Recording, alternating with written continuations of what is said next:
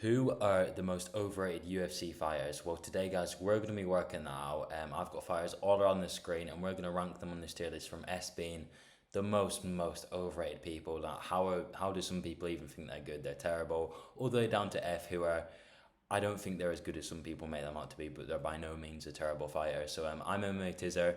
Leave a like, subscribe if you're new. I do content like this every single day, and you're not going to want to miss it. And without further ado, let's get right into this. And by the way, if my voice sounds weird, it's because I'm kind of ill. Let's get into this. So first of all, some people are going to get a bit mad at this one, but it's just my honest opinion. Justin Gaethje, I'm putting him in F, right? The way people speak about this guy, okay, so you'll hear some things. You'll hear it generally leg kicks, okay, he's got amazing leg kicks. You'll hear he has amazing boxing, and you'll hear he has a lot of power. And they're not all that true, okay? This guy's power is about a 7 out of 10. So his power is good, but it's not phenomenal, you know what I mean? He hasn't got exactly the McGregor sting, you know what I mean? He ain't dropping people with his hands like McGregor was, just with one precise punch. Like look at Fiziev, and I know Fiziev has a good chin, but he took it well. And he struggled to finish some high level opponents like Poirier and stuff. And his leg kicks are good, yes, but he telegraphs them a lot, so they're not exactly perfect. Like I'd say, like Pereira is a much better leg kicker than Justin Gaethje. You know what I mean? Or maybe I don't know, Blachowicz. There's someone like that, because Justin's very telegraphed, especially for a lightweight. And I just don't think he's all that good. I think he's a bit sloppy at times. He's quite good in exchanges. I think he usually wins exchanges. That's where he's quite good. I think he can get out jabbed sometimes, and obviously his wrestling is not good. We've seen that numerous times. If this guy went against more wrestlers, he'd have a much worse record. But he's had pretty favorable matchups. Like he fights strikers and he loses to a lot of them. Like Eddie Alvarez, obviously lost to Poirier. Like I'd say they're pretty favorable matchups for him, because that's the kind of opponent he can be, and he still loses to them sometimes. So is what it is.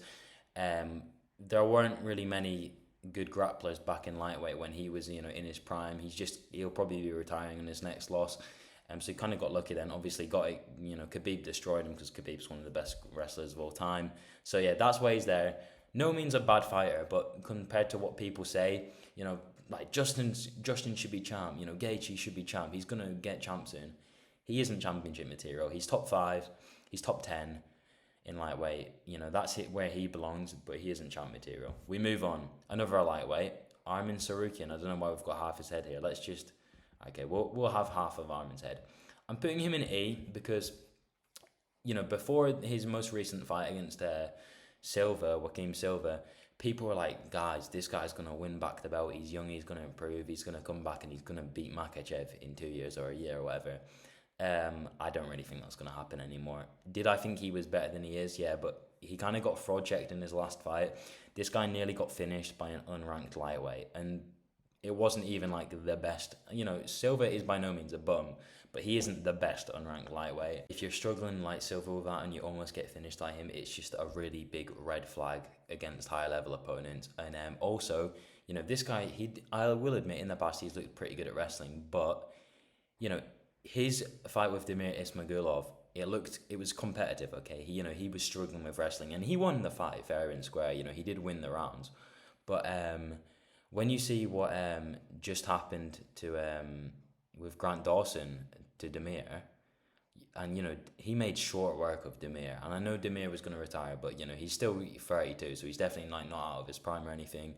And he just absolutely smoked Demir. Demir looked terrible in that fight. He got dominated by Grant Dawson.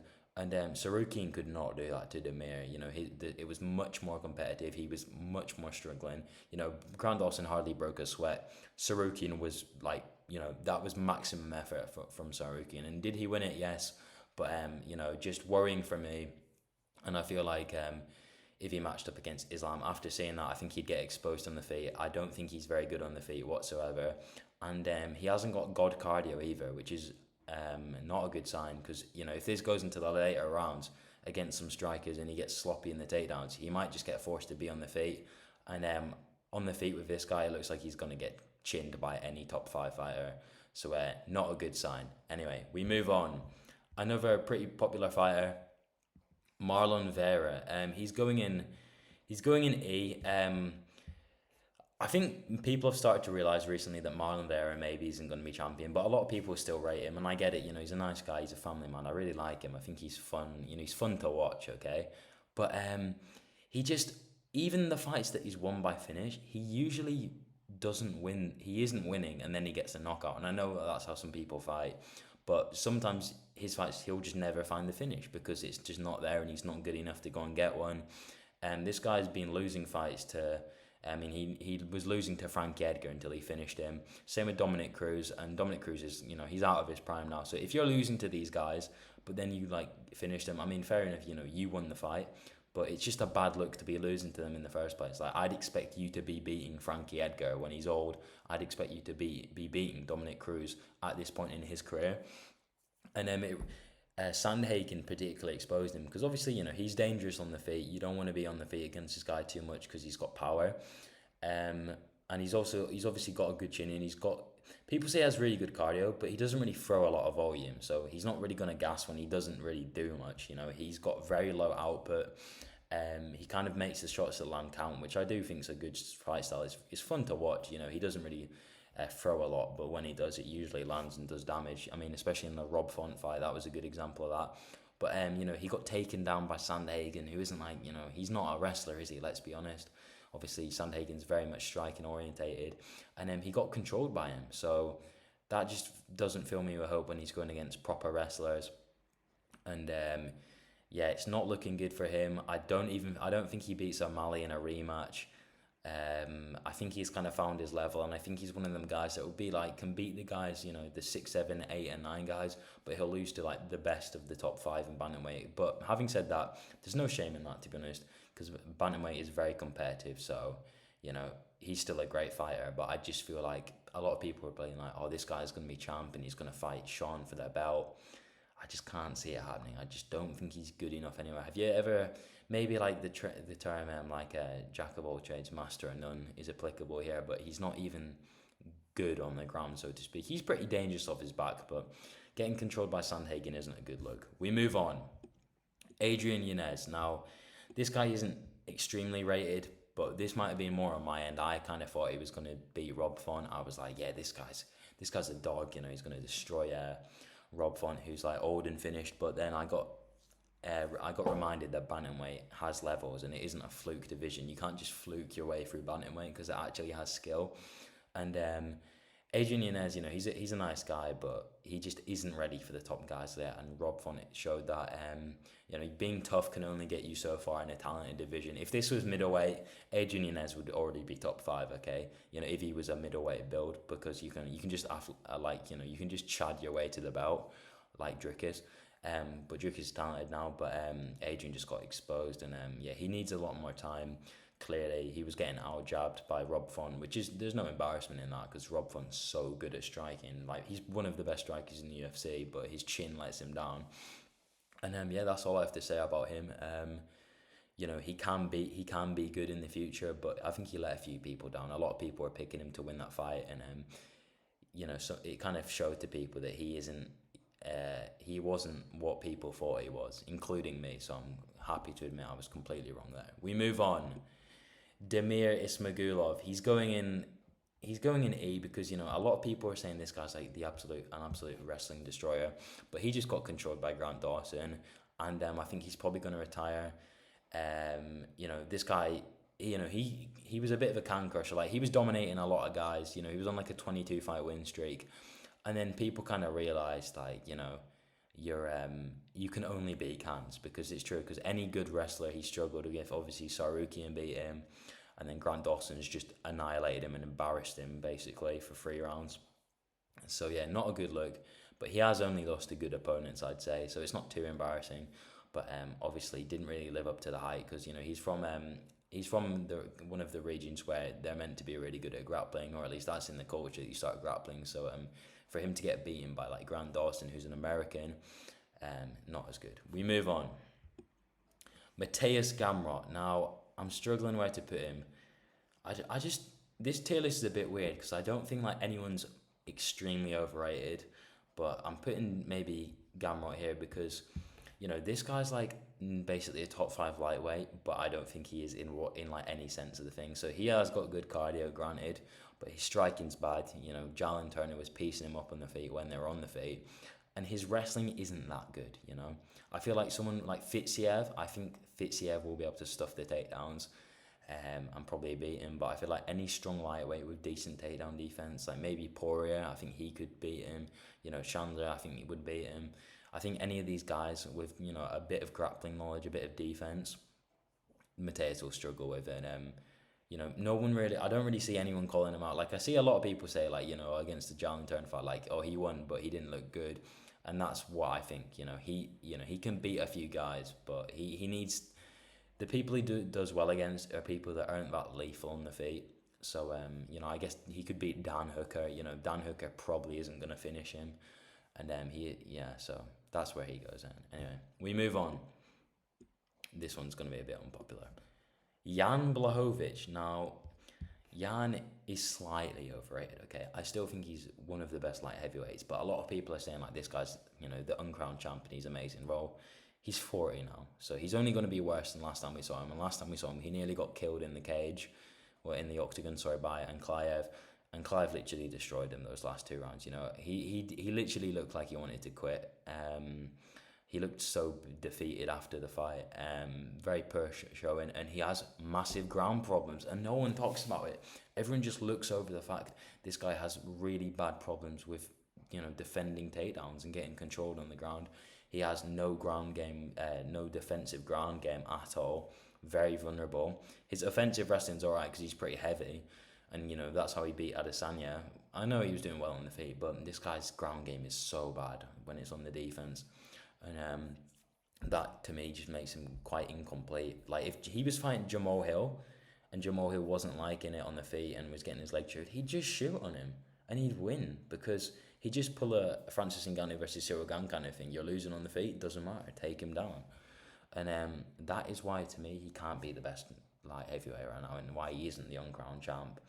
And so that's what I think about Jan Blachowicz. We move on. Jalen Turner. Now, Jalen was getting a lot of hype recently. That hype is, safe to say, it's fizzled out after the Hooker fight, and for good reason, because Jalen Turner has got a long way to go, and he's in a bit of a sticky one, because it's like he obviously missed weight recently for lightweight, and he lost to Dan Hooker. He made Dan Hooker look good, which is weird, because I still think Dan Hooker's not good. I think he's finished, but he made Dan Hooker look like he turned back the clock, which isn't a good look. And he missed weight, so he should have had a side advantage in that. And it's weird for this guy, because he's got such a weird build. It's like he's almost too small for for welterweight. Like, I feel like he'd get destroyed at welterweight, but then at lightweight he just looks like he doesn't really fit in. So it's really weird. Unlucky position for him, and weird style. Can be lethal, but he almost did get finished numerous times by Dan Hooker, which is not a good look at this point in your career. You know, Dan Hooker, I think his best days are behind him. Made Dan Hooker look really good. Made him look like the OG Hangman. So just not amazing performance from Jalen Turner right there. We move on. Jamal Hill.